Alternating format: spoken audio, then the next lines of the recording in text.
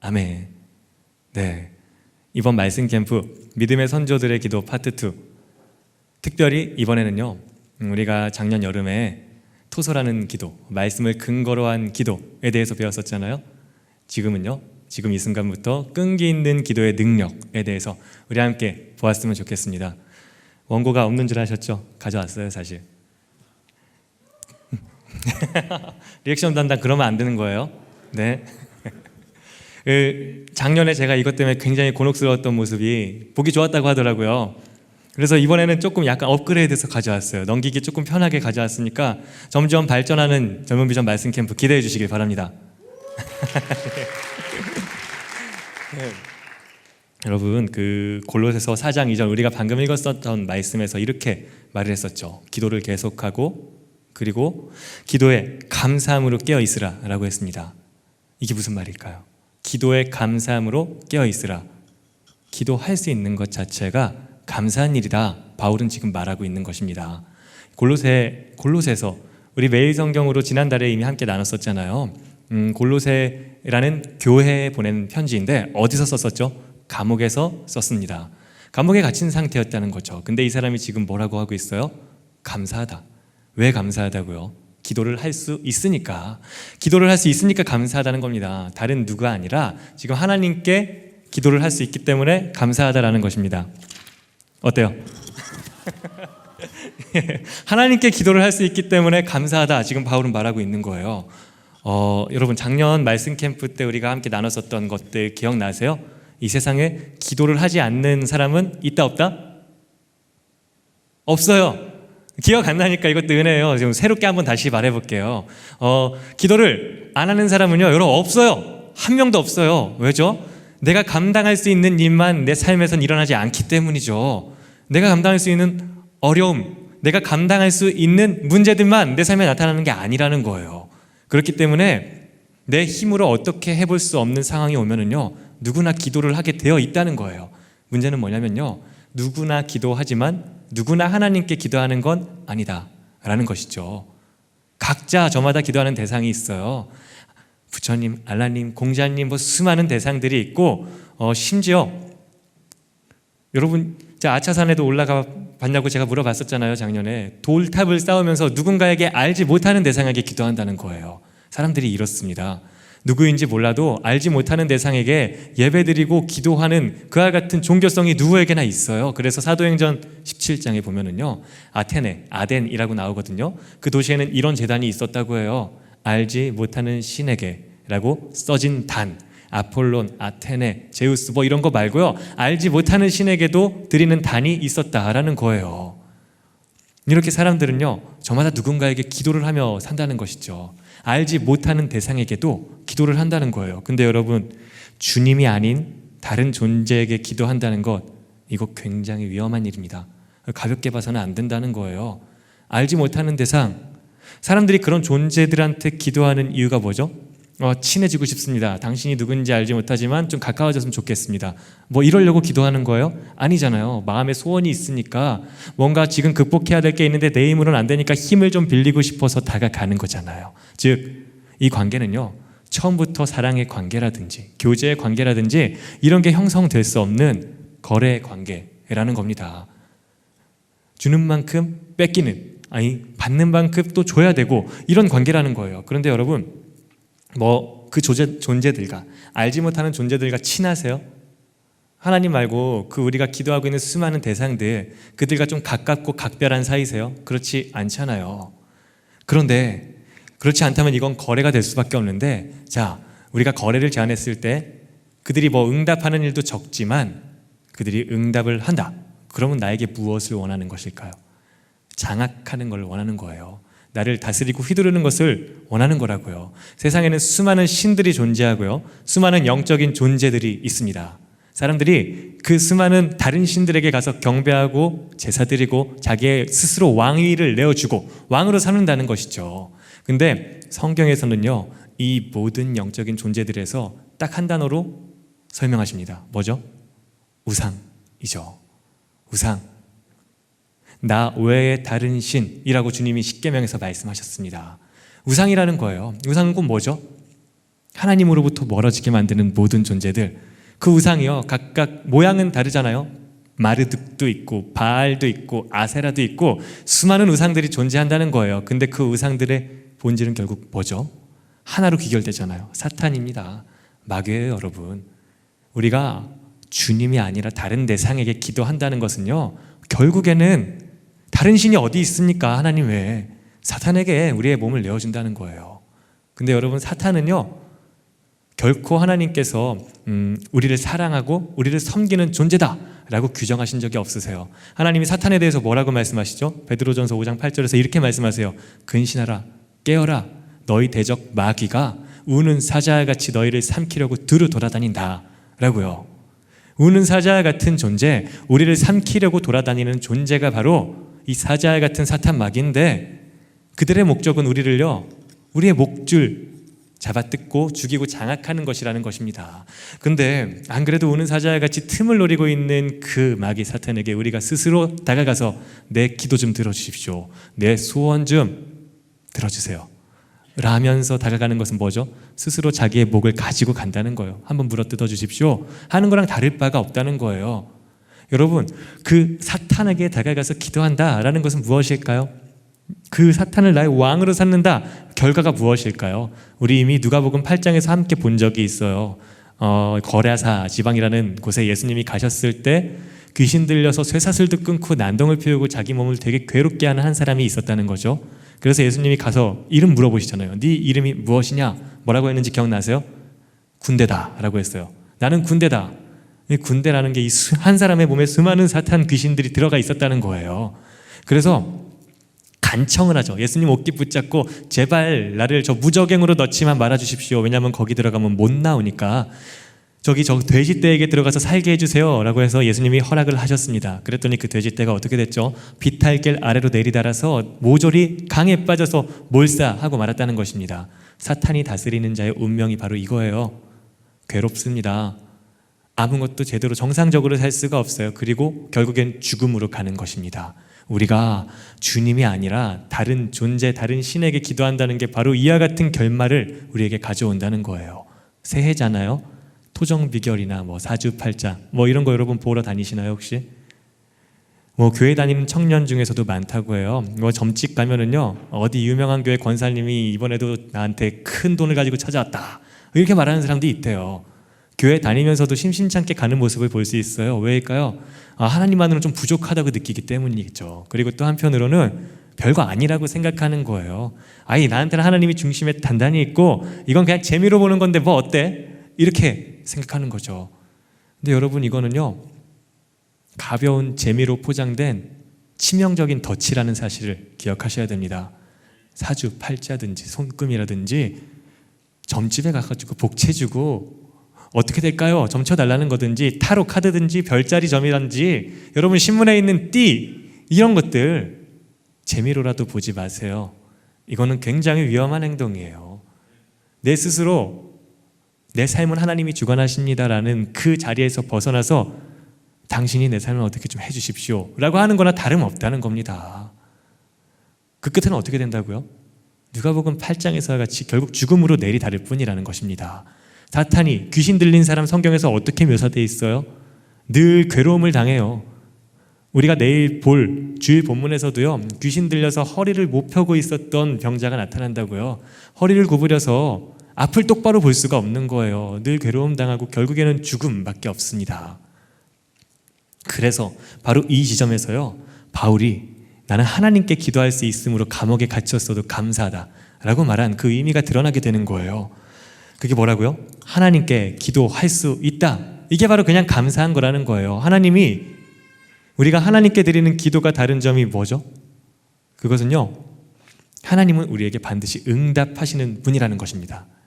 우리가 사탄이나 다른 사탄이지만 다른 것으로 포장된 여러 존재한테 가가지고 이것 주세요 저것 주세요 하면은요 확률적으로 될 수도 있고 안 될 수도 있어요. 근데 주님은 우리에게 분명히 말씀하십니다. 우리가 주님에게 다가가서 구하면은요 주신다고요. 한번 읽어볼게요. 이따가 읽어볼게요. 축하드려서 헷갈렸어요. 한번 웃고 시작할까요? 뭐 이런 경우도 있는 거 아니겠습니까? 네, 주님은요, 우리가 먼저 치성 드려서 거래로 뭔가 주는 분이 아니라요, 먼저 찾아오셔서 가장 귀한 걸 주시는 분이라는 거예요. 이게 바로 차이입니다. 사로잡아서 노예로 부리다가 죽이면 그만, 다른 사람 또 노예로 삼으면 그만인 사탄과는 근본적으로 다르다는 거예요. 여러분, 아브라함이나 이스라엘 백성이요, 주님께 선택받았잖아요. 근데 이 사람들이 뭐 잘해서 선택받았나요? 이 사람들이 뭐 뛰어나서 선택받았나요? 그렇지 않잖아요. 주님이 먼저 찾아와 주셨다는 것입니다. 그래서 아브라함도, 이스라엘 백성도, 그리고 우리도요, 하나님 아닌 다른 신, 우상들에게 다가가서 빌면서 이게 될까 안 될까 이게 고심하고 노심초사하는 존재가 아니라 주님 앞에 기도할 수 있는 존재가 되었다는 것입니다. 더군다나 하나님은 우리에게 이렇게 당신을 부르라고 하셨어요. 예수님이 직접 말씀하셨습니다. 주기도문에서 뭐라고 하죠? 하늘에 계신 우리 아버지요, 하늘에 계신 우리 아버지요 라고 하신다는 거예요. 우리는 아무것도 한 게 없는데, 뭐 잘한 것도 없는데 주님께서 먼저 찾아와 주셔서 내 사랑하는 자녀요, 기뻐하는 자다 라고 말씀하시면서 아버지라고 부르면서 기도할 수 있게 해주셨던 것입니다. 어제 담임 목사님도 우리 청년들에게 말씀을 주셨잖아요. 우리는 하나님을 알아가야 되는데 하나님을 안다는 것이 무엇이라고요? 주님이, 그렇죠, 나를 얼마나 사랑하는지 그것을 알아가는 것, 그게 바로 주님을 알아가는 것이라는 겁니다. 우리는 그런 특권을 이미 받은 사람들이에요. 다른 존재가 아니라 하나님께 아버지라고 부르면서 기도할 수 있게 된 그런 존재들이라는 거죠. 아버지 하나님께 기도할 수 있다는 게 왜 특권인지 우리 조금 더 알아봤으면 좋겠어요. 자, 아버지 하나님께서는요, 우리가 좀 전에 제가 말씀드렸던 거, 응답하실 것을 반드시 약속하셨다는 거예요. 응답하실 것을요. 자, 마태복음 7장 7절 같이 읽어보겠습니다. 마태복음 7장 7절 시작. 구하라, 그리하면 너희에게 주실 것이요, 찾는 이는 찾아낼 것이요, 두드리는 이에게는 열릴 것이니라. 아멘. 구하면 주신다고 했습니다. 찾으면 찾는다고 하셨어요. 두드리면 열린다. 무슨 말이죠? 반드시 응답한다라는 것입니다. 확률 게임 아니라는 거예요. 주님은요, 우리가 구하면요, 당신의 자녀인 아들, 딸들인 우리가 구하면은요, 반드시 응답하신다라고 약속하셨어요. 예레미야 33장 3절도 읽어보겠습니다. 예레미야 33장 3절, 333이에요. 이 말씀 외웠으면 좋겠어요, 여러분. 시작. 너는 내게 부르짖으라. 내가 내게 응답하겠고 네가 알지 못하는 크고 은밀한 일을 내게 보이리라. 아멘. 우리의 아버지 하나님은 반드시 응답하신다는 겁니다. 부르짖기를 원하신다는 거예요. 우리 아까 수빈 빈도자님이 말씀하셨잖아요. 주님은 항상 나에게 나오기를 원하시고 계시는데 너 왜 나오지 않니? 라고요. 주님은 우리가 주님 앞에 부르짖기를 원하신다는 거예요. 응답할 준비 언제나 하고 계신다는 겁니다. 근데 반드시 응답하신다는 그 사실만큼 중요한 게 뭐냐면요, 네가 알지 못하는 크고 은밀한 일을 너에게 보이리라 라는 말씀입니다. 이게 무슨 일일까요? 이 무슨 말이죠? 내가 알지 못했던 크고 은밀한 일을 너에게 보이리라, 이것은요, 이게 지금 내가 생각할 수 있는 최선의 복이다 라고 생각했던 그것보다도 더욱더 좋고 가장 큰 복을요, 주님은 우리에게 응답으로 주시는 분이라는 겁니다. 나는 알지 못해요. 나는 지금 이게 최선의 응답이라고 생각하는데 주님은 이것과는 비교도 안 되는 내가 상상도 못했었던 가장 복된 그 응답을요, 우리에게 가져다 주시는 분이라는 거죠. 예를 들어서 이런 겁니다. 성경에요, 사도행전 보시면은요, 성전 미문에서 구걸하고 있었던 한 걷지 못하는 사람이 있었죠. 베드로와 요한이 지나가고 있을 때 한 푼만 줍쇼, 한 푼만 줍쇼 하고 있었습니다. 근데 이 베드로가 말하잖아요. 은과 금은 내게 없지만 주 예수 그리스도의 이름으로 명하노니 일어나 걸으라 라고요. 걷지 못하는 사람이 원했었던 건 그냥 동전 한 입이었습니다. 한 끼 떼을 수 있는. 근데 주님이 베드로를 통해서 주신 것은요, 스스로 걸을 수 있는 다리, 이제 스스로 벌어 먹고 살 수 있는 그 건강이었다는 거예요. 베드로를 통해 보여주신 겁니다. 주님의 응답이 우리의 생각을 얼마나 초월하는 스케일을 가지고 계신지요. 우리가 요한복음 5장에서 이거 봤었잖아요. 베데스다 연못에서 있었던, 그때도 걷지 못하는 한 사람이 있었죠. 그 베데스다 연못에는 전설이 있었어요. 이게 어느 날 천사가 내려오면 물이 움직이게 되는데, 그때 가장 먼저 들어가서 그 물에 몸을 담그는 사람은 모든 병이든지 깨끗이 낫게 된다. 근데 이 사람은요, 예수님이 지나갈 때 이걸 한탄하고 있었거든요. 저기 못에 들어가야 되는데, 물이 움직였을 때 내가 저기 들어가야 되는데 내가 걷지를 못해가지고 갈 수가 없습니다. 나를 옮겨줄 사람도 나는 없습니다. 베데스다 연못에서 38년 동안 걷지 못했었던 이 병자가 원했던 건 뭐죠? 나를 들어서 저 못에 넣어줄 사람이었습니다. 그러나 예수님께서 말씀하시죠. 일어나서 네 자리를 들고 걸으라 라고요. 무엇이 더 좋은 응답이에요? 나를 못에 넣어줄 사람이 내 앞에 나타나는 것, 내가 스스로 걸어서 나아가는 것, 비교할 수 없잖아요. 주님은 우리에게 이런 응답을 주시는 분이라는 겁니다. 여러분, 이게 얼마나 다행인 일인지 몰라요. 왜냐면요, 우리는 우리가 구하는 게 항상 최선이라고 생각하지만 내가 지금 구하고 있는 게 실제로 나에게 응답되면은요, 그건 오히려 나를 나락으로 빠뜨릴 수도 있는 위험한 걸 구하고 있을 때도 우리는 많기 때문이죠. 주님은 우리가 이렇게 기도할 때가 있다고 하셨어요. 야고보서 4장 3절 같이 읽어보겠습니다. 야고보서 4장 3절 시작. 구하여도 받지 못함은 정욕으로 쓰려고 잘못 구하기 때문이라. 아멘. 우리가 이렇게 잘못 구하는 때가 있다는 거예요. 잘못 구한다는 게 뭐라고요? 네, 정욕으로 쓰려고. 예를 들면 이런 거죠. 로또 되게 해주세요. 저 부동산 저거 오르게 해주세요. 주식 팍 올랐으면 좋겠습니다. 내가 가진 것만 올랐으면 좋겠습니다. 상한가에 팔고 하한가에 들어가게 하여 주시옵소서. 이런 기도. 정욕을 위하여서 잘못 구하는 것. 여러분, 우리가 주님 앞에 구하는 기도 중에서는요, 이렇게 뭐가 진짜 복인지 모르고 구하는 것들이 많다라는 거예요. 브루스 올마이티라는 영화 아세요? 그거 안 보셨으면 보기를 권해드려요. 굉장히 복음적이기도 하고 진짜 재밌거든요. 거기 보면은요, 이 브루스라는 사람이 인생에 되는 일이 없어요. 열심히 사는데 맨날 라이벌한테 치이고 결국 직장 잘리고 여자친구와도 사이가 안 좋아지고 그냥 하나님 보면서 삿대질하는 거예요. 당신 진짜 있다면 어떻게 나한테 이런 일이 일어납니까? 그러니까 하나님이 나 있다라면서 나타나세요. 막 삿대질하면서 왜 일을 그따위로밖에 못합니까? 하니까 하나님이 말씀하세요. 그러면 네가 한번 내 일을 해봐라 라고 해서 브루스가 올마이티하게 된 거, 그게 바로 이 영화 내용이거든요.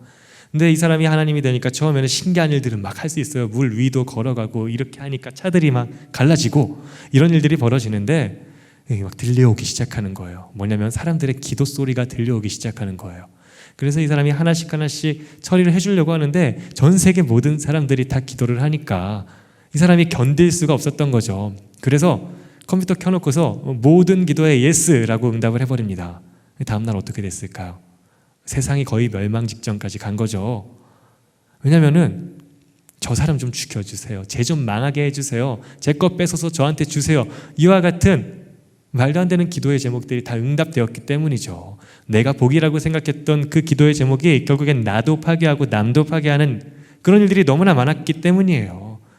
우리의 기도 제목은 이럴 때가 종종 있다는 것이죠. 때론 되게 많을 때도 있을 것입니다. 그래서 주님이 곧장 응답하시지 않는 거예요.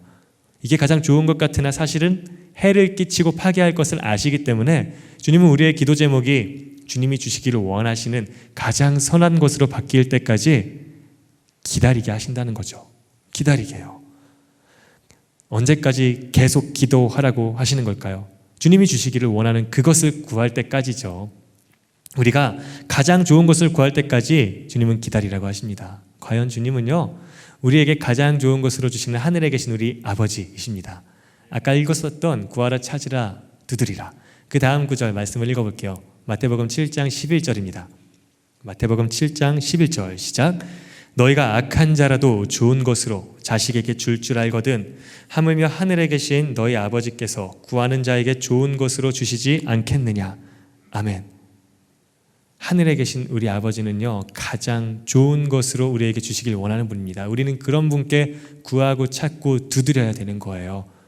다른 신에게 기도하지 않기를 바랍니다. 다른 신에게 나아가서 나의 미래를 묻지 마세요, 여러분. 우리는 우리 아버지, 우리 하나님 아버지께 나아가야 되는 것입니다. 그런데 문제는요, 우리가 정욕으로 쓰려고 잘못 구하는 것도 아닌 것 같은데 주님이 응답하지 않으실 때가 있다는 거예요. 가끔이 아니라 사실은 많이 있는 것 같아요. 내가 기도를 안 하는 건 아닌데 왜 이렇게 응답을 못 받을까 싶은 순간들이 우리에게 많다는 거죠. 이번 말씀 캠프의 주제 성구 다시 한번 읽어볼까요? 오늘 본문입니다. 골로새서 4장 2절 시작. 그 기도를 계속하고 기도에 감사함으로 깨어있으라. 아멘. 기도에 감사함으로 깨어있으라라고 하시기 전에 기도를 계속하고 라고 하셨습니다. 기도를 계속하고 주님이 바울의 입술을 통해서 이렇게 말씀하신 거예요. 이게 무슨 말일까요? 기도를 하긴 했으나 응답이 되지 않았다라는 거예요. 다른 기도 아니라 지금 바울이 어떤 기도 계속하라고 하는 거냐면요, 선교의 문이 열리길 기도해라, 전도의 문이 열리기를 함께 기도하자라고 하는 거거든요. 근데 이게 기도는 지금 하고 있는 중인데도 바로 응답이 되지 않는다는 거예요. 근데 우리가 앞서 살펴봤잖아요. 주님께 하는 기도가, 우리가 주님께 기도할 수 있는 게 특권인 이유가 뭐냐면은 반드시 응답하여 주시기 때문이라고요. 근데 응답이 안 되고 있습니다. 무슨 뜻이죠? 이거는요, 주님께서 의도적으로 지금 응답을 하지 않고 계시다는 겁니다. 주님이 우리에게 일부러 이렇게 응답되지 않아도 기도를 계속해라, 이번 말씀 캠프의 주제처럼요, 끈기 있는 기도 이거 계속해라 라고 우리에게 요구하실 때가 있다라는 겁니다. 주님은 왜 우리에게 이런 끈기 있는 기도를 요구하시는 걸까요? 왜 자꾸 이 응답되지 않아도 포기하지 않고 계속 성실하게 기도하여라 라는 이 시간을 우리에게 주시는 걸까요? 그것은요, 기도하는 그 과정 자체가요, 은혜이기 때문이에요. 기도의 응답을 받는 것만이 은혜라고 생각하셨나요? 그렇지 않습니다. 기도하는 그 과정이 바로 은혜예요, 여러분. 응답의 결과만이 주님의 은혜가 아니라 그 응답을 향하여서 함께 주님과 나아가는 이 기도의 여정, 이게 바로 은혜라는 것입니다. 제가 책을 많이 읽지 않아서요, 여러분에게 가끔씩 예화로 드는 책이 겹칠 수가 있어요. 근데 이게 황석영 작가님의 개밥바라기 별, 제가 얘기한 적이 있었죠. 기억 안 나죠? 이래서 은혜라는 거예요. 이 개밥바라기 별이요, 사춘기 소년이 1인칭 시점으로 대학생 되기까지 진행이 되는 소설인데요, 거기 보면은 한라산으로 가게 돼요. 수학여행이었었는지 어떤 여행인지를 같이 가게 되는데 비는 막 내려오고, 아니 왜 여행 와가지고 등반을 해야 되냐, 뭐 불평불만이 막 솟아나려고 하는데, 그때 같은 조가 돼서 끝까지 함께 올라가야 되는 사람 중에 자기가 조금 좋아하던 이성이 있었던 거예요. 자, 그러면 이때부터 어떻게 되죠? 한라산이든 백두산이든 에베레스트든 상관이 없어지는 거예요. 아, 얘랑 내가 몇 시간이랑 등반할 수 있다니. 그래서 이 주인공이 깨닫고 이렇게 독백을 해요. 나는 그때 깨달았다. 여행에서 중요한 거는 어디에 있는가가 아니라 누구와 함께 있는가라는 것을요. 이렇게 말하는 거예요. 여러분, 우리가 말씀 캠프 좀 갑작스럽다고 느끼셨었죠? 우리가 이게 날짜는요, 이미 작년부터 계획을 이때로 했었거든요. 근데 여러분한테 확정해서 공개드리는 시점이 조금 늦었었던 이유가 뭐냐면은, 기도원에 혹시라도 갈 수 있지 않을까, 이 코로나가 좀 잠잠해지면 우리 밖으로 나가서 할 수 있지 않을까, 이거 기다리느라고 좀 그랬었던 거예요. 결국엔 못하게 되었지만, 근데 우리가 이 상황이 조금 잠잠해지고 가평, 지지든지 포천, 기도원이든지 가게 될 수 있다고 한번 생각해 보세요. 교회 버스를 타고 가는데 저 오빠 내가 조금 좋아했었는데 내 옆에 앉다니, 이런 일이 벌어진 거죠. 뭐 없어요? 비웃지 마세요. 언제 생길지 몰라요. 와, 저 누나, 저 동생, 내가 마음이 좀 있었는데, 야, 이거 하나님 감사합니다, 이런 상황이 된 거죠. 그러면 여러분 포천으로 가고 싶으시겠어요? 아니죠. 목사님, 우리 해남으로 가야 될 거 아닙니까? 왜 고작 포천만 가는 겁니까? 그러겠죠. 그 순간 여러분은 누구보다도 통일을 갈망하게 될 거예요. 저 북한이 떨려서 시베리아 횡단 철도 타고 끝까지 가보자 라고. 이 사람이 어필하면요, 이 여행이 끝나지 않기를 바란다는 것이죠. 주님이 우리에게 응답하시지 않는 이유, 그러면서도 기도를 계속하라고 하시는 이유, 이 끈기 있는 기도를 요구하시는 이유가 바로 이거라는 것입니다. 나와 같이 가자. 그 응답, 그 목적지에 도착하는 게 중요한 게 아니라, 그것보다 더 중요한 것은 네가 지금 어디에 있든지 간에 나랑 함께 있는 거다라는 것을요, 우리에게 알려주시기 위하여서 이 기도를 우리에게 하라고 하시는 거예요. 기도는 관계잖아요, 여러분. 목적지로 향하는 모든 순간마다 우리가 주님과 더욱더 가까워지는 것, 주님을 더 알아가는 것, 이게 바로 우리에게 주님께서 끈기 있는 기도를 요구하시는 이유입니다. 그리고 우리에게 반드시 이걸 위해서 기도를 해야 되는데, 응답받아야 되는데 응답되지 않는 일이 있다고 생각해 보세요. 고난 중에 있는데 이거 내가 해결할 수 없는데, 기도하는 방법밖에 없는데 이게 쉽사리 해결되지 않아서 계속 내가 할 수 있는 건 기도밖에 없다. 여러분, 사실 그때가 우리는 가장 영성 있는 때라는 것을 경험해 보신 분들이 있을걸요. 떠올려 보면은 내가 힘들었을 때, 그래서 기도밖에 할 수 있는 게 없었던 때, 그때가 내가 가장 깨어있던 때다, 이런 경험 해보신 적이 있으실 거예요. 주님이 우리에게 끈기 있는 기도를 요구하시는 것은 바로 그 때문이라는 거죠. 그 좋은 예가 바로 성경에서 오래 기도한 사람의 대명사인 두 선지자입니다. 누가복음에 등장하죠. 시므온과 안나 선지자예요. 자, 이제 본격적으로 우리 믿음의 선조들의 기도에 대해서 함께 알아보도록 하겠습니다. 오늘 이 시므온 선지자, 안나 선지자, 아브라함, 오늘 본문의 바울까지 믿음의 선조들 한결같이 끈기 있는 기도를 했던 이 사람들에 대해서 알아볼 거예요. 같이 누가복음 2장 25절에서 26절 읽어보겠습니다. 누가복음 2장 25절 26절 시작. 예루살렘에 시므온이라 하는 사람이 있으니 이 사람은 위롭고 경건하여 이스라엘의 위로를 기다리는 자라. 성령이 그 위에 계시더라. 그가 주의 그리스도를 보기 전에는 죽지 아니하리라 하는 성령의 지시를 받았더니 아멘. 예루살렘에 시므온이라는 사람이 있었는데 이 사람이 기다리던 건 뭐라고요? 예루살렘의 위로, 이스라엘의 위로를 기다리는 자라고 했습니다. 이스라엘의 위로, 다른 말로 하면 구원이거든요. 누구죠? 그리스도를 기다리는 사람이었다는 것입니다. 기다린다라는 것은 무엇일까요? 바라고 고대한다는 것입니다. 왔으면 좋겠는데 한번 생각하고 수십 년 지나고 나서 왔을 때 야, 나 너 기다리고 있었어. 이건 기다린 게 아니죠. 이 사람이 기다리고 있었다는 것은요, 메시아의 재림이 아니라 이 강림을요 고대하고 기다리고요, 그리고 기도하고 있었다는 것입니다. 기도하고 있었다는 거예요. 근데 주님이 이 사람한테 언제까지 이 기도하면 된다 이거 안 알려주셨죠. 주님이 약간 너무하신 것 같아요. 네가 죽기 전에는 볼 것이다. 그냥 이렇게만 말씀하셨어요. 그 메시아를 보기 전까지는 네가 죽지 않을 것이다 라고 하셨다는 것이죠. 그냥 죽기까지 계속 기도하라고 주님이 말씀하신 거예요.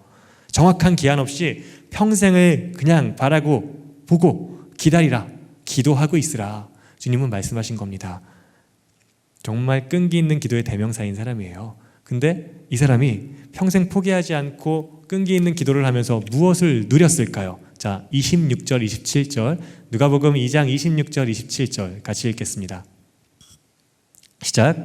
그가 주의 그리스도를 보기 전에는 죽지 아니하리라 하는 성령의 지시를 받았더니 성령의 감동으로 성전에 들어가매 마침 부모가 율법의 관례대로 행하고자 하여 그 아기 예수를 데리고 오는지라.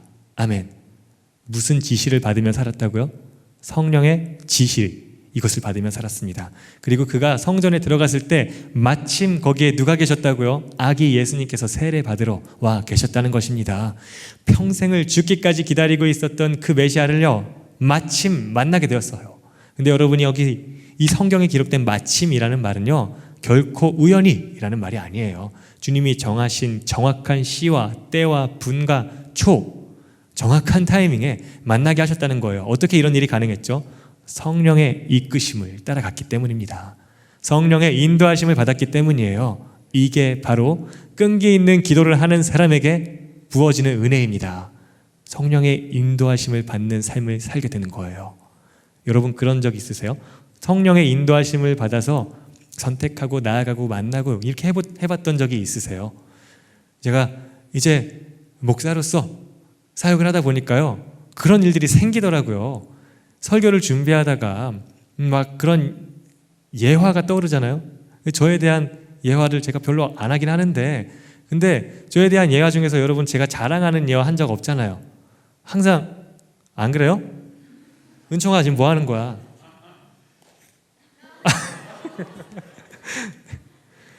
제가 들었던 예화는 보통 좀 창피하거나 흑역사거나 실패한 경험이거나 보통 이런 거거든요. 근데 이게 설교 준비하다가 그런 게 떠오르면은요, 이게 뭐 자랑할 만한 것도 아니고 오히려 부끄럽고 좀 숨기고 싶은 일인데 이것을 말해야 될까라는 그런 갈등이 좀 생겨요. 근데 그래도 성령님께서 떠오르게 해주셨다라는 마음으로 그것을 말했을 때 꼭 그 약함에 대한, 그 실패에 대한 예화를 듣고 위로받는 지체들이 있더라고요. 이게 바로 성령의 인도하심 아니겠습니까?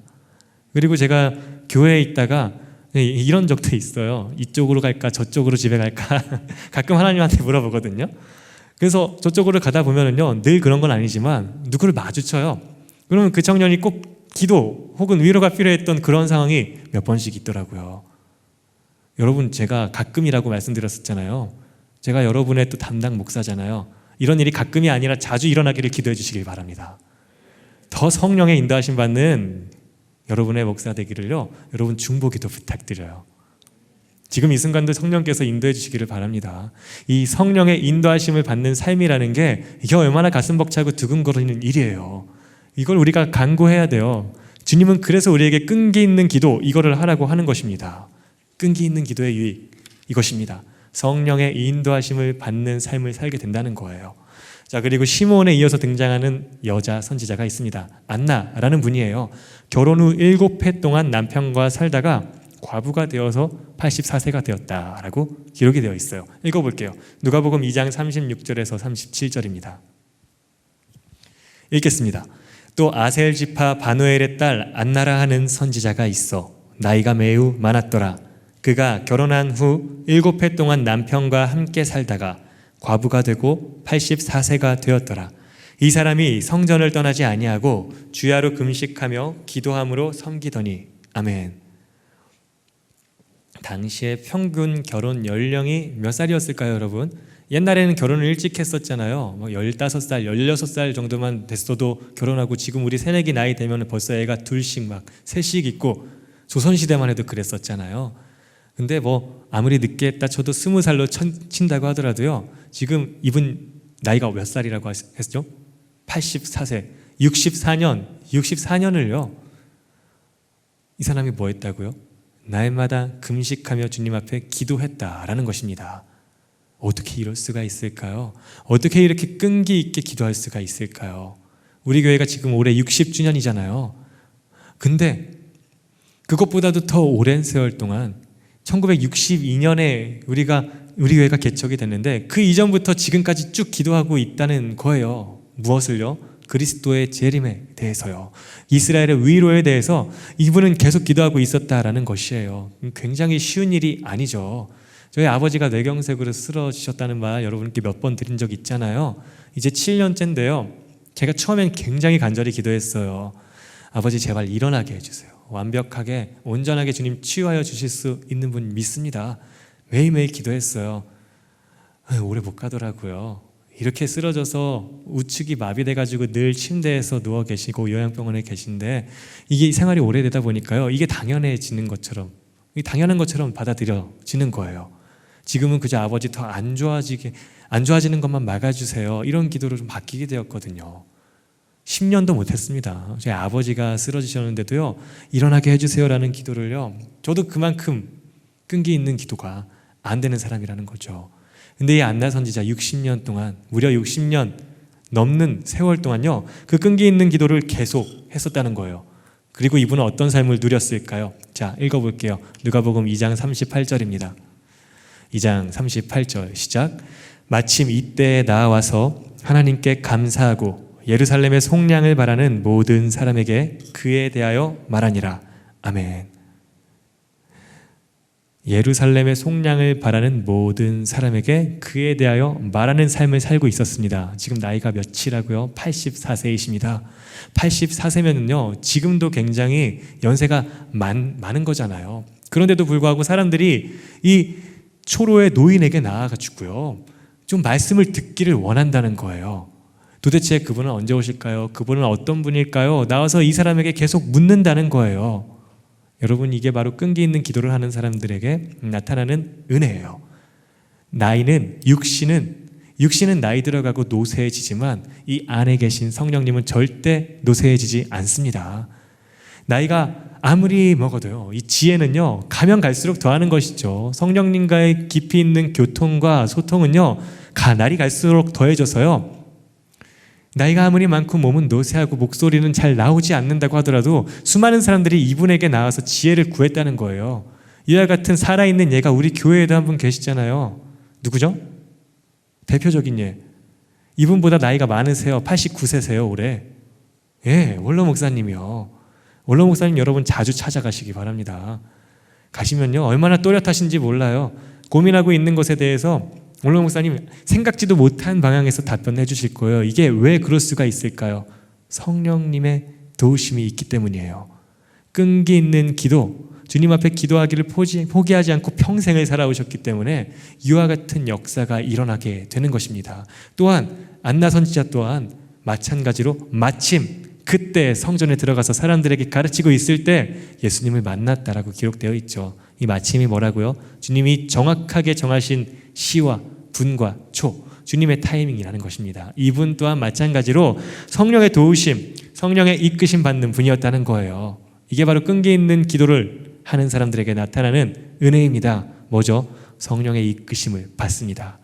나이가 아무리 들어가고 내 육신의 핸디캡이 얼마나 커지든지 상관없이 내 안에 있는 성령님의 지혜로 많은 사람들에게 유익을 끼치면서 생명 전하는 자로 살아갈 수가 있게 된다는 거예요. 그리고 끈기 있는 기도하는 사람은요, 마침내 그때를 보게 됩니다. 주님이 응답하여 주신다는 거예요. 반드시 구하고 찾고 두드리면 응답한다라고 말씀하셨던 그 약속을요, 지키신다는 거죠. 그걸 목도하는 우리 되길 소망합니다.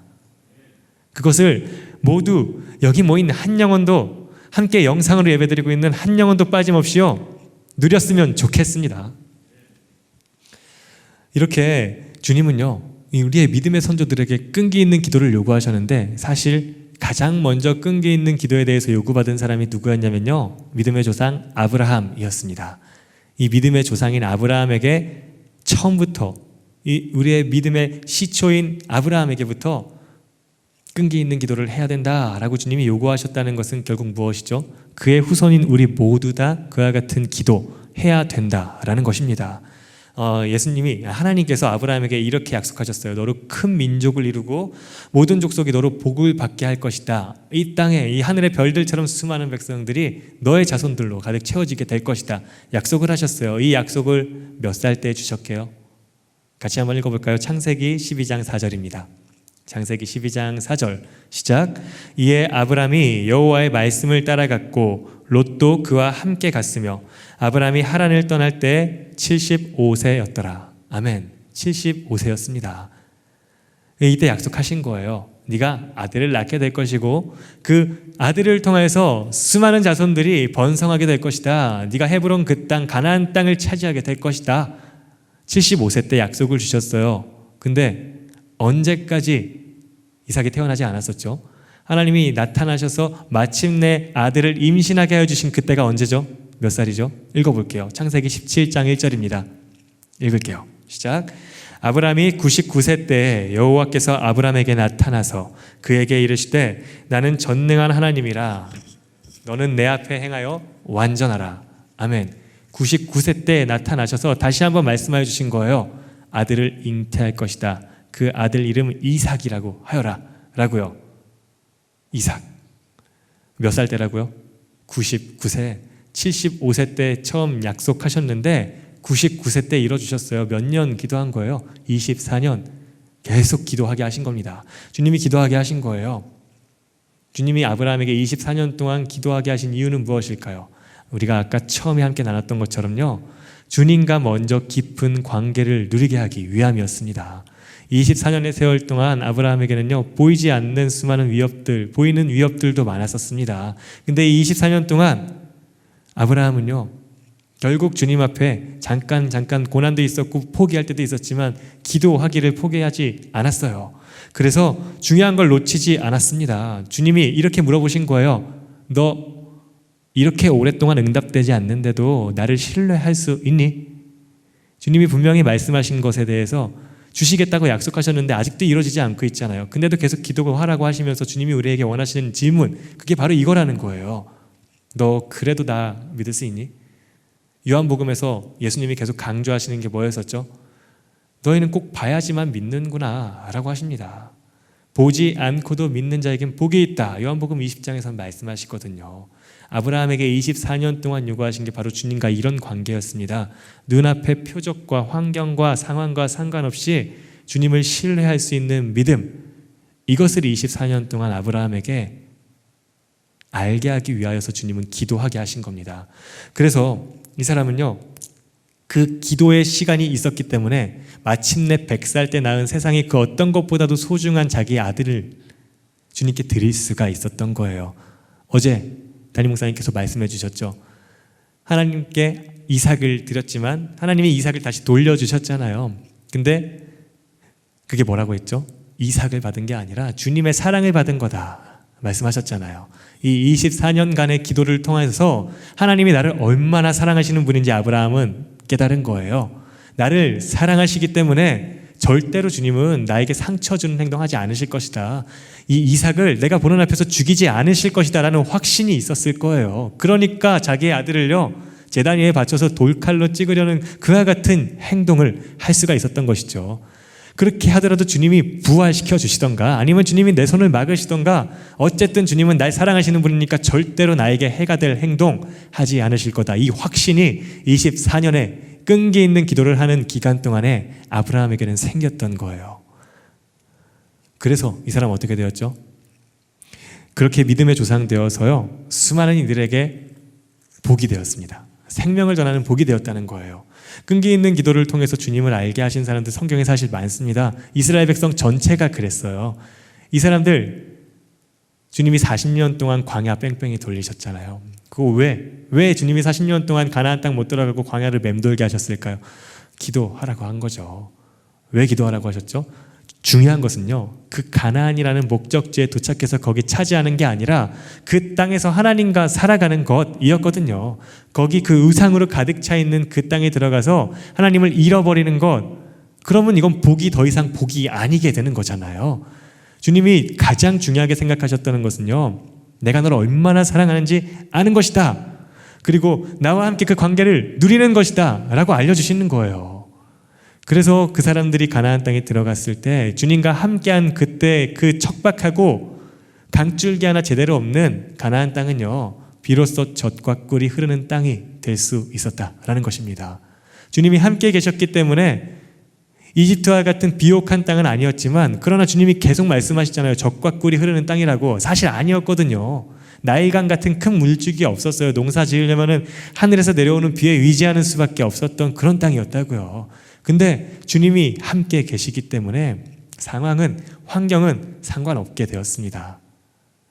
그곳은 주님과 깊은 관계를 누리는 사람들이 살기 때문에 젖과 꿀이 흐르는 하나님의 나라가 되었던 거예요. 성경에 임신하게 해달라고 간절히 기도했었던 사람이 있습니다. 누구죠? 사무엘의 어머니 한나입니다. 그 오랜 시간 동안 기도했어요. 계속 기도하고 기도하다가 깨달은 거죠. 자기를 끔찍이도 위해주고 사랑해주는 남편 엘가나 그조차도 위로하지 못했었지만 나를, 그러나 주님께서는 나를 위로하시는구나, 나를 채우시는구나, 주님이 날 이렇게 사랑하시는구나, 이걸 알았기 때문에 그는 그렇게 간절히 기도해서 얻었던 아들 사무엘을요 미련 없이 주님 앞에 드릴 수가 있었다라는 것이죠. 끈기 있는 기도, 주님이 우리에게 이것을 요구하시는 것은요 가장 큰 복을 놓치지 않게 하기 위함입니다. 그게 뭐냐면은 주님과 특별한 관계, 그 사랑의 관계라는 것이죠. 모두 누리시길 바랍니다. 모두 누리시길 바라요, 여러분. 아멘. 네. 그리고 주님과 깊은 관계일수록요, 깊은 관계가 되면 될수록요 우리는 더욱더 포기하지 않는 기도, 끈기 있는 기도를 할 수 있게 된다는 것을 오늘 본문을 통해서 알 수가 있습니다. 바울이 바로 그렇죠. 지금 상황이 어떻다고요? 감옥에 갇혀 있습니다. 뭐 죄 지어서 합당한 벌 받는 거 아니에요. 주님의 복음 전하다가 전도하다가 억울하게 갇힌 상황이라는 거죠. 근데도 이 사람 말하고 있잖아요. 기도할 수 있다는 것 자체가 감사한 일이다라고요. 그리고 계속 기도하라고 해요. 무엇을 위해서 기도하라고 할까요? 읽어볼게요. 골로새서 4장 3절입니다. 4장 3절 시작. 또한 우리를 위하여 기도하되 하나님이 전도할 문을 우리에게 열어주사 그리스도의 비밀을 말하게 하시기를 구하라. 내가 이 일 때문에 매임을 당하였노라. 아멘. 전도할 문을 우리에게 열어달라라고 기도하는 것입니다. 지금 이 사람이 하고 있는 기도는요 몇 단계 그냥 뛰어넘은 기도예요. 우리가 억울하게 감옥에 갇혔을 때 여러분 무엇을 위해 기도하시겠습니까? 이 감옥에서 풀려나게 해주세요. 무죄 입증하게 해주세요. 이거 아니겠어요? 근데 이 사람 지금 그 안중에도 없어요. 그저 전도의 문을 열어주시옵소서, 전도의 문을 열어주시옵소서 기도하는 거예요. 확신이 있다는 것입니다. 무슨 확신이요? 지금 비록 내가 감옥에 갇혀 있지만 내 인생 여기서 끝나지 않는다라는 확신이 있었다는 거예요. 주님이 나를 결코 그렇게 놔두지 않는다라는 확신이 있었다는 거예요. 나는 끈기 있게 주님 앞에 기도하는 자고 주님은 나에게 그런 기도하라고 하셨으니까 주님이 나를 가장 선한 길로 인도하시고 계신 거다 지금도 라는 그 확신이요 이 사람에게는 있었다는 거예요. 눈에 보이는 상황에 의해서 주님을 향한 그 믿음, 신뢰가 결코 흔들리지 않았었다라는 겁니다.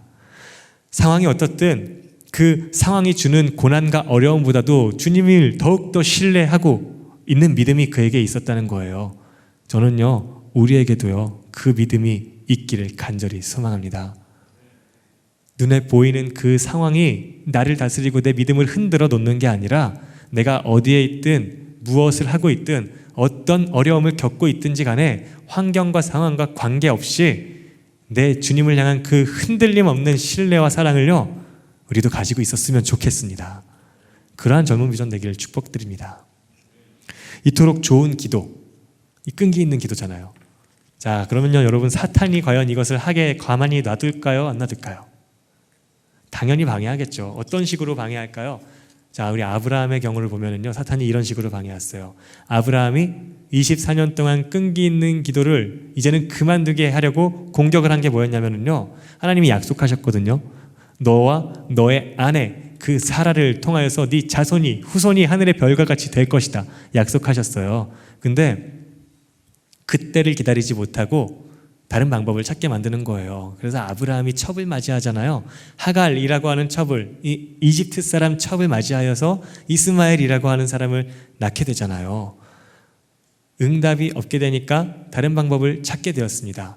이 첩을 맞이하게 됐는데, 자, 이 첩을 맞이해서 후손을 만드는 것, 하나님의 뜻일까요? 아닐까요? 어렵죠? 굉장히 어렵죠, 이거. 하나님의 뜻이 아니에요, 여러분. 굉장히 놀랍죠? 이건 주님의 뜻이 아니라는 거예요. 주님이 분명히 사라를 통해서, 그 태를 통해서 자손을 만들어 주시겠다고 하셨거든요. 이건 하나님의 때도 아니었고 하나님의 방법도 아니었습니다. 이건 아브라함의 방법이었고요, 사라의 방법이었어요. 이게 무엇을 의미할까요? 하나님이 주신 때를 기다리지 못하고 하나님이 반드시 이루시리라 라는 사실을 확신하지 못하고 내 방법으로 할 수 있다라고 생각하고 실행하는 것, 교만입니다. 주님 앞에서 교만하게 만드는 거예요. 내가 주님 없이도 할 수 있다, 주님의 방법이 꼭 아니더라도 이룰 수 있다라고 생각하는 그 교만이 우리가 더 이상 기도하지 못하게 만드는 거예요. 주님 없어도 할 수 있다라고 생각하는, 내가 주님과 똑같은 동등한 위치에 올라가게 되는 그 교만이요, 이 기도를 포기하게 만드는 것입니다. 우리는 주님의 때를요, 기다릴 수 있어야 돼요. 잠잠히 주님이 그 때를 주시기까지 기다릴 줄 알아야 돼요. 성경에 보면은요, 엘리야 엘리사 시대 때 아람 장군 나아만이라는 사람이 온몸에 문둥병, 나병이 걸려가지고요 찾아온다는 거예요. 그때 명한 게 뭐였냐면, 이 선지자가 저기 못에 가서 7번 씻고 와라 라고 합니다. 근데 1번 씻고 2번 씻고 3번 씻고 6번 씻을 때까지 아무 변화가 없었어요. 근데 7번째 씻으니까 이 사람 애기와 같은 새살을 얻게 되었다고 나와 있습니다. 끈기 있는 기도는 바로 이런 거예요.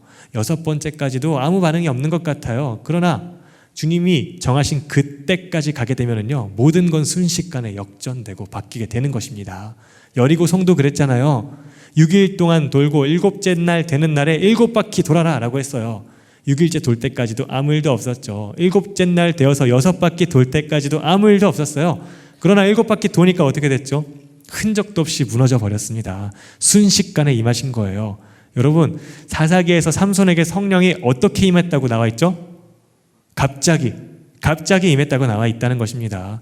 주님의 때가 되면은요, 갑자기 모든 게 변하는 거예요. 아니, 이게 지금 일이 진행되려면은 처음부터 시작해서 우리가 차근차근 플랜을 세워서 한 발짝씩 나아가야 되는데 어떡하냐? 초조해하지 않아도 된다는 것입니다. 우리 오직 하나만 따라가면 되는 거예요. 주님의 말씀, 그 뜻을 기다리고 포기하지 않고 끈기 있게 기도하다 보면은요, 주님이 모든 것을 이루어 주신다는 것입니다. 우리 모두 그런 삶을 살아가시기를 주님의 이름으로 축복드립니다. 내가 내 힘과 계획으로 아둥바둥하다가 결국에는 이리 치이고 저리 치이고 여러 갈등과 분열을 조장하게 되는 그런 상황 말고요, 그저 잠잠히 주님의 때를 끝까지 기다릴 줄 아는 자 되어서 아버지께서 이 모든 상황을 갑자기 어떻게 바꾸시나 크신 주님의 권능을 날마다 목도하시기를 정말로 간절히 축원합니다. 그런데 이 같은 교만함, 이 기도를 가로막고 포기하게 만들었었던 교만함, 누구로부터 시작됐죠? 이거 아브라함이 제안한 거 아니었어요. 그 아내가 제안했습니다. 읽어볼게요. 창세기 16장 2절입니다. 시작. 사레가 아브라함에게 이르되 여호와께서 내 출산을 허락하지 아니하셨으니 원하건대 내 여종에게 들어가라. 내가 혹 그로 말미암아 자녀를 얻을까 하노라 하매 아브라함이 사레의 말을 들으니라. 아멘. 주님의 일하심을 주님이 포기하지 않고 항상 함께 계시며 반드시 이루실 것이다 라는 이 확신이 흔들리게 만든 게 다름 아닌 내 대적도 아니고 저기 딴 땅에 가 있는 조카도 아니고 가장 가까운 동역자이자 사랑하는 대상인 이 아내였다는 것입니다. 때로 이럴 때가 있다는 것을 여러분 기억하세요. 가장 가까운 사람, 가장 가까운 동역자가요, 내가 기도를 포기하게 만드는 때도 분명히 있을 것입니다. 근데 그때 우리가 기억해야 될 건 뭐죠? 흔들리지 않는 거예요. 옆에서 그 어떤 대상이라고 하더라도 여러분을 흔들리게 만들 수 있어요. 정말 그렇게 되지 않기를 바라지만 저 또한 여러분에게 그런 존재가 언젠간 될 수도 있다는 것이에요. 그렇게 되지 않게 기도해 주시기 바랍니다. 근데 만약에 그렇게 된다 하더라도 여러분 흔들지 않아야 된다는 거예요. 이 사람의 말 포기하자. 어떻게 되냐? 지금 조금이라도 기력이 남아있을 때 빨리 첩을 맞이해서 우리의 방법으로 한번 일으켜 세워보자. 이게 아니라 주님의 때까지 조용히 기다리는, 아버지는 반드시 이루신다라는 이 믿음, 흔들리지 않고 나아가는, 그게 우리한테 필요하다는 겁니다. 기억하세요 여러분. 무엇보다도 주님을, 내 옆에 가장 사랑하는 사람보다도 더 주님을 사랑하기 때문에 흔들리지 않았으면 좋겠습니다. 그리고 반대도 생각하세요. 내가 누군가를 흔들지 않았으면 좋겠습니다.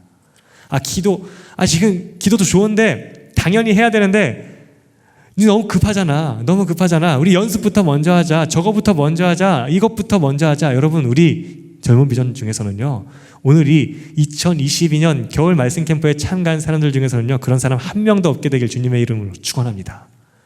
누군가 기도하기 전에 기도는 좀 각자 하고 우리 이거부터 먼저 하자 라고 하면은요, 아니야, 그게 아니야. 야, 니들 안 배웠니? 기도부터 먼저 해야 돼. 나를 흔들지 마라 라고 말하는 사람들 다 되실 거죠? 기도 먼저 하는 사람들 되실 거죠? 반드시 주님께서 여러분께 더욱더 그런 믿음 주실 줄로 믿습니다.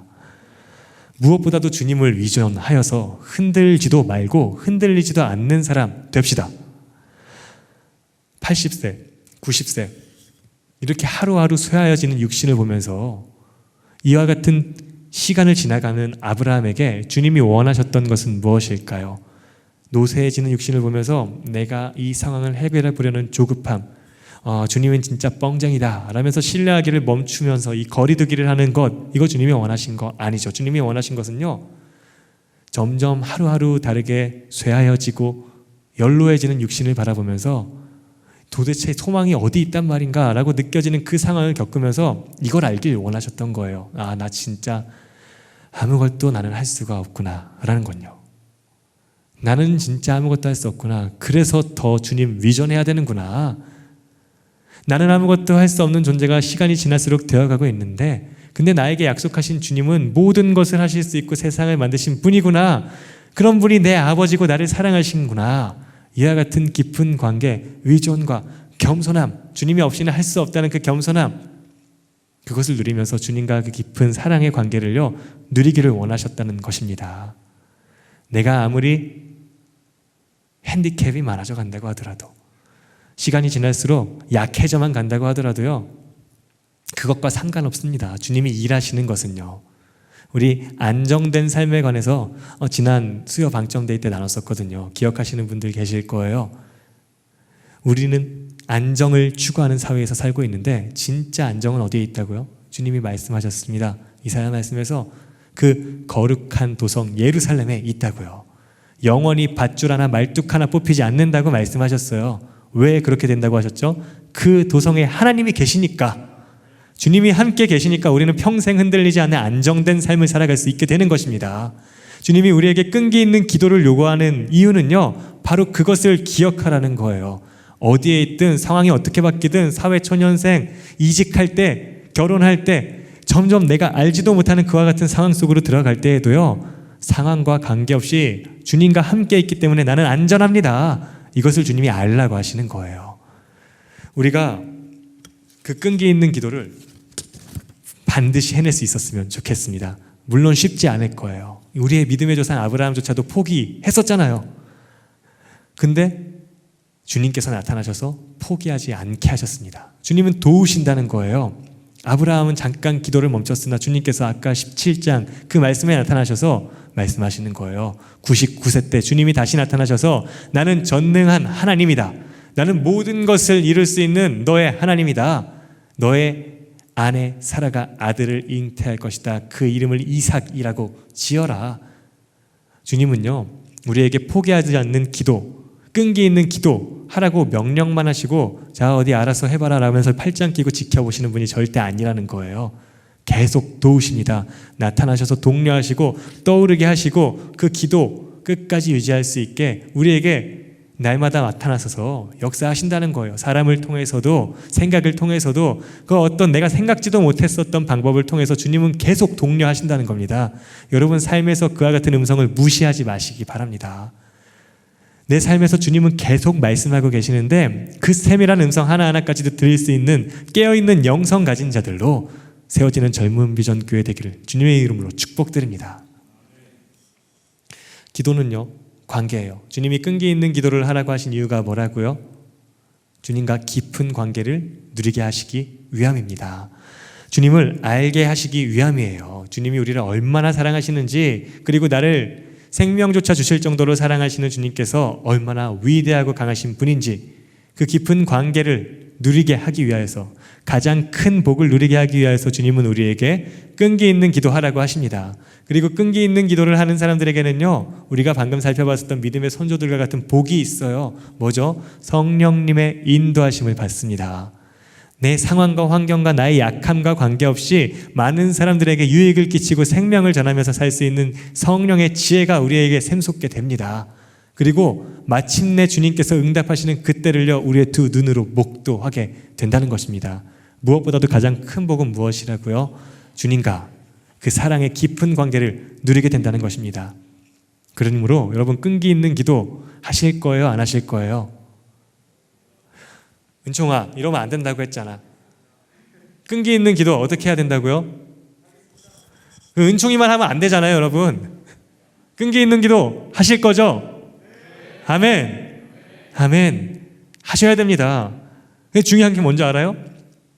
정욕으로 쓰려고 잘못 구하는 걸 끈기 있게 기도하면 안 된다는 거예요. 여러분 그러지 마시길 바랍니다. 주식 오르게 해주세요. 비트코인 오르게 해주세요. 이런 거 좀 하지 마세요. 좀. 이거보다 가장 복된 게 뭐라고 지금 주님께서 계속 말씀해 주시잖아요. 여러분 우리가 이 올 한 해 끈기 있는 기도 시작해야 될 게 뭐죠? 바로 지난주에 함께 우리 나눴었잖아요. 열매 맺는 새해 되게 하여 주시옵소서. 성령의 9가지 열매, 주님이 여러분에게 무슨 열매를 맺으라고 마음을 주셨나요? 평생, 내 평생 그 열매 주렁주렁 맺을 수 있도록요, 여러분 포기하지 말고 끈기 있게 기도하시길 바랍니다. 어제 담임 목사님도 말씀하셨잖아요. 너에게 준 그 스올이 무엇이냐라고요. 그것을 위해서요, 주님은 반드시 응답하시는 분이니까 흔들리지 마시고 구하고 찾고 두드리기를 포기하지 마시길 바랍니다. 여러분 가족들 많이 모일 거 아니에요. 지금 우리 청년들 중에서도요, 가족을 위해서 기도하고 있는 사람들이 참 많거든요. 포기하지 마세요. 절대 포기하지 마세요. 주님의 뜻이에요. 주님의 뜻은요, 세상의 모든 사람들에게 그 그리스도의 복음이 전해지는 것, 모두가 영생에 이르게 되는 것, 이게 하나님의 뜻이라고요. 그러니까 가족을 위한 기도 절대 포기하지 마시길 바랍니다. 오늘 주님이 우리에게 말씀하십니다. 포기하지 말아라. 끈기 있는 기도해라 라고요. 기도를요, 스페어 타이어처럼 사용하지 않으시길 바랍니다. 스페어 타이어가 뭐예요? 타이어 펑크 났을 때 급하게 갈아 끼우고 카센터 가면은요, 그것도 다시 갈아 끼워야 돼요. 계속 끼지도 못해요. 잠깐 임시 방편이라는 거예요. 일 다 터지고 나서 그제서야 기도하지 말자라는 거예요. 오카는 목사님이 그러셨어요. 기도가 스페어 타이어 되지 말고 핸들이 되어야 된다고요. 일 다 터지고 나서 잠깐 갈아 끼는 그런 용도가 기도가 아니라 내 삶의 모든 방향을 결정하면서 내 손에서 떨어지지 말아야 되는 핸들이 바로 우리의 기도 되어야 된다. 이 말씀이 잊혀지지가 않아요. 기도, 끈기 있는 기도를 통하여서 우리 모두 함께 주님의 성령님의 인도하심을 날마다 누리기를, 무엇보다도 우리를 사랑하시는 주님을 누릴 수 있게 되기를 주님의 이름으로 축복드립니다. 자, 우리 기도할게요.